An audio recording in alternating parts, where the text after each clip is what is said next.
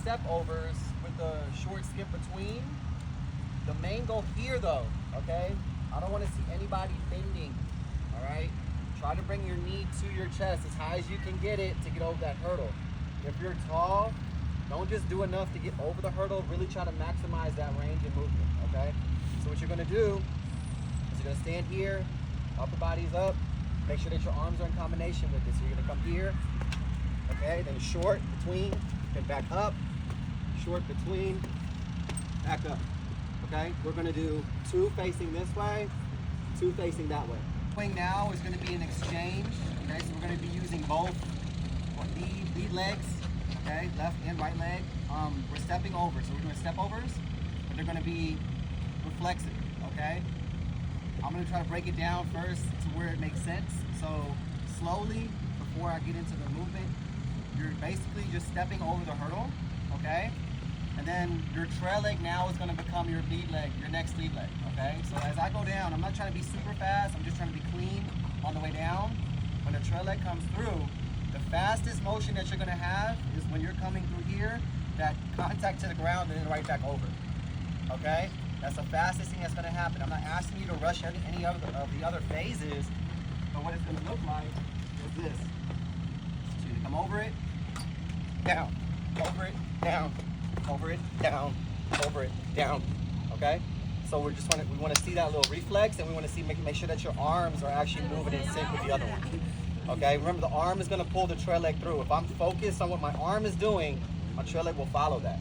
Okay, it's the same thing as far as the rhythm goes. I'm just bouncing, so I'm bouncing the whole time, and I'm just really just stepping over, tapping, stepping over, tapping, stepping over, and tapping. Okay, start in front, not here, and then you're just going to step over. Here.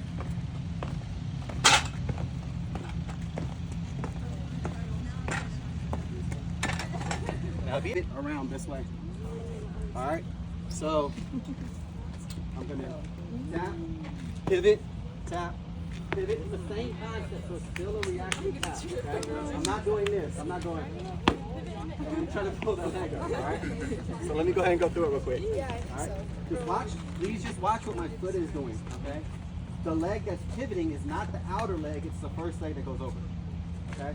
From here, tapping here. Tapping, here, tapping, here, tapping, here, tapping. Okay? So you're here, here. Boom, boom, boom. Marching through like that. Before. Trail leg, lead leg. Trail leg, lead leg. I'm going to do a regular skip over, skip over, skip over. Okay? So we're going to lead leg skip.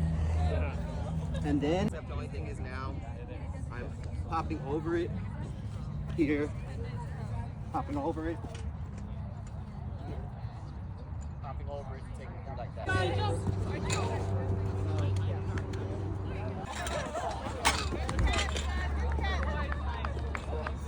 But today, I'm trying to see how much ground can you cover consistently and efficiently, okay? So what does it mean when I'm talking about stride length? I'm talking about when I go to hit the ground, right? And I go to put that force into the ground. I want to make sure that that's what I'm thinking about my down. So I'm thinking about how hard am I hitting or pushing through the actual spot that I'm stepping down over, okay? Once I do that, I'm thinking about getting that heel up as high as I can. You can think about stepping over a tall wicket, whatever you got to think about, but I want that heel to get up as high as you can to the butt. That's the first initial movement. Then you're going to have a cast out, and then you're going to start to pull through, okay? We're trying to lift off of each step, so I want you to think about almost like a little mini bound, not just a flat run.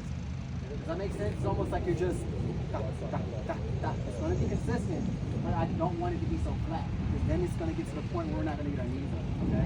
So we're going to be like doing half cycles. So just think, force application first, heel up, cast out, pull underneath, okay? Our striking is always going to be underneath our body. We're not reaching, all right? As far as where we're going to measure you, okay, to see if you're consistent with the stride length, so the first cone contact, the striking should always be right before the cone. So my foot should always hit before the cone. So if I hit on this cone, okay, and let's say this is the next cone, my next foot should hit right back in front of the cone. So what we don't want to happen is y'all get like halfway through there, and then all of a sudden you're hitting like way back here, away from the cone. That means you're not staying consistent in that stride length pattern, okay? So if we're going to set a pattern for you, whatever that will be at some point, then we want to know, can you consistently pull that stride, okay? So does that make sense, or do I need to explain it differently? Yeah, it's good. Okay, and so you have from this line to that first cone to build up that momentum. Okay, so make sure that in your first 4 to 5 steps, you're really pushing off that ground. Okay, we're not just trying to turn over, push, like really push. 1, 2, 3, 4, 5. Start to pick up your speed, and then, like I said, what position are we in again? Power position, even for this. Okay, we're not back here. We're right here. All right, because when we're stepping down, we're going to be able to maximize every little step that we're taking through that. All right, and that's what we're going to do right now. So we're going to go ahead and pass through here. We're going to do probably 4, then take probably like a quick little water break, and then I'll see if we maybe throw maybe like 2 more in, something like that. Okay? Does that make sense? All right. Knee up, knee up, knee up, knee up, knee up. Good, Matt, good. Good, Eli. The front end of my block is basically going to be faced toward that outside corner of that triangle. So I'm not trying to run like this. I'm literally trying to, it's going to be angled like a little bit like this. Okay? Like this. So what's going to happen is when I push off out of the blocks, I'm going basically almost in a straight line, T-lining to the outside of the curve here. Okay? That's the goal that I'm trying to go. I'm not trying to ride inside of the turn. I'm not trying to go straight to the outside. I'm just trying to cut straight through this. It's going to automatically put me on the outer part of the lane. Start walking with me because I got to walk out through this. Okay? So I've already cut off that little piece of the turn right here. Alright?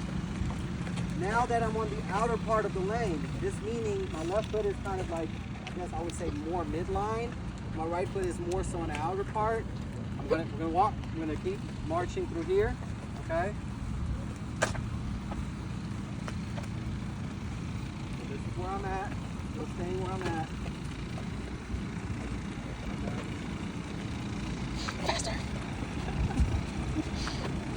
Legs are off.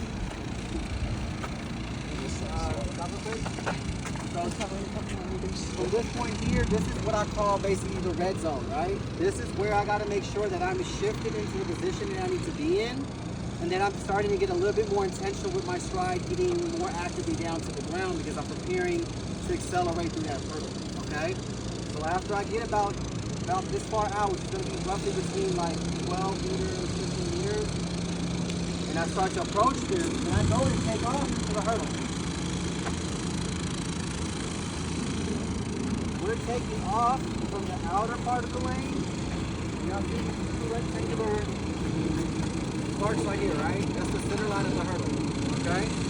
So the reason why I want to take off from the out part to the inner is because the gravitational pull that I'll usually have to find once I land on the back side of that okay? So when I push off from this position and I now land here, okay, I won't have to reposition my body. I'll just be able to land. Again, go straight, right back to the outer part of the lane. Okay? I don't have to run in your lane. Stay where you are. The issue is if you have someone that's on the inside running the turn, in particular when you're a right leg lead, what's going to happen is because I'm jumping from in to out, when I land midline here, that pull is going to take my body over this way, and I'm going to have to recalibrate that and bring it back straight. That's why you never want to hug the turn even though it might seem like you're running faster. Does that make sense? I don't want to have to worry about shifting from here, trying to get my body back straight and just running off of it. I just rather be on the outside, jump toward the middle, and just continue to bring until it puts me back on the outside of that lane. Does that make sense? So I just want to make sure that I took the time out to break this down to you because a lot of times that doesn't get taught, okay? And kids are getting caught up putting all that force into this left leg because they're hugging, okay? But this one is extra loaded, and then when they're going to push off, they're going literally from the load being on the left side of their body, trying to shift and push themselves in, and it just takes everything the opposite side of it. Okay? So that's what I want y'all to think about when you're running. This just pertains to the curve, not the stretch. Okay? So your friend, if you're going for like a 200 or a 400 too, like if I want to slingshot on the turn, I'm going to do that from the outer front to the inner front. Y'all watch some of the NASCAR races, when they get a turn, do they stay at the bottom of that turn or do they swing up first and then come down? Same thing, so I have to use this to my advantage. The more that I know and understand, the easier it is for me to navigate through my races. You know what I'm saying? Because I'm not going to exert the energy where other people are exerting it because they're just running. Does that make sense? So, I just wanted to take my time to not put too much time on that. I just want to make sure I explain it. Does anybody have questions about it? No? Okay. And I know some of you might not be 300, 400 hurdlers, but even just this last year I had a kid that was like, he came to training, so I was like, hey, you need to do 300 hurdles. He was like, no, I'll fall, no. Well, he ended up being a state champ in the 300 hurdles. Once he decided, hey, that's actually something I want to do and I want to train for. So, don't always just think you are just a 100 hurdler. There might be a really good shot that you can be really good at the race. So, Their body isn't straight. It'll be shifted like this. So this shoulder is actually a little bit further ahead of it, like I'm turned like slightly like that. So when I go, let's say I go to plant my left foot to take off into a hurdle, remember I'm still shooting for the middle of the hurdle. Oh, You see what I'm saying? Yeah, naturally, okay. Yeah, I'm not shooting, Yeah, I'm not doing this. Yeah, you're not going straight at it. No, you're I'm going for middle because what I'm trying to teach them to do how to cut it off is when I land here, right? Yeah. I'm just trying to tell them to continue straight and look where straight takes me. Okay. All right,